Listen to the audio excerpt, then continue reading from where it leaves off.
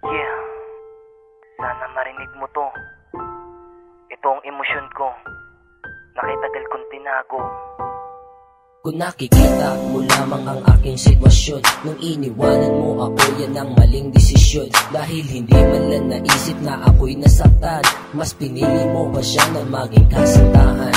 Kung akala mo tama ang iyong paglayo, mali kasi pinabayaan ng isang katulad ko. Kaya kung babalik ka pa, baka di na pwede pa. Itinuruan mo ang pusong kalimutan na kita. Ikaw ang siya nagsabi na limutin ang isa't isa, ngunit sinabi ko sa'yo, paano yun, mahal kita? Paano kung umpisahan kung sa akin wala naman ang babaeng gusto ko na makasama at pakasinan? Mahal, bakit ganyan?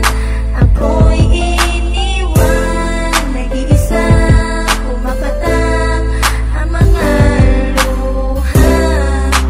Di ko naman ninais ang mawala ka sa akin, mahal. Mararanasan mo rin itong aking nararanasan, kung paano maiwanan at ika'y masaktan. Kaya ngayon ang puso ko sumisigaw ng palihim, at ang mundo ginalawan unti-unti nang dumilin. Minsan na nga lang magmahal, ikaw pa ang aking napili. Binigay naman lahat, ngunit ngayon ay nasawi. Anong mali sa pinakita kong pagmamahal, o sobra lamang talaga ang binigay sa'yo, mahal? Sadyang madrama talaga ang isang katulad ko. Buhat nang ako'y iwanan, lagi na lang ganito. Kasi naman kagagawan mo ang lahat ng to. Kung hindi mo pinaibig, di sana ako ganito. Pero sapat na ang lahat ng mga ginawa mo sa'kin. Alam ko na ngayon kung sino ang dapat ibigin. Ilang taon kong tiniis sa mga panluloko mo, hinahawakan ng kamay kahit na masakit sa akin. Di ba dyan ka masaya, kaya ikaw ay kumalas?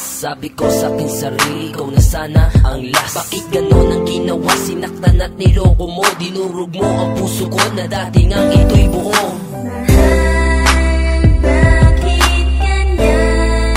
Ako'y iniwan, nag-iisa, pumapatak ang mga luha.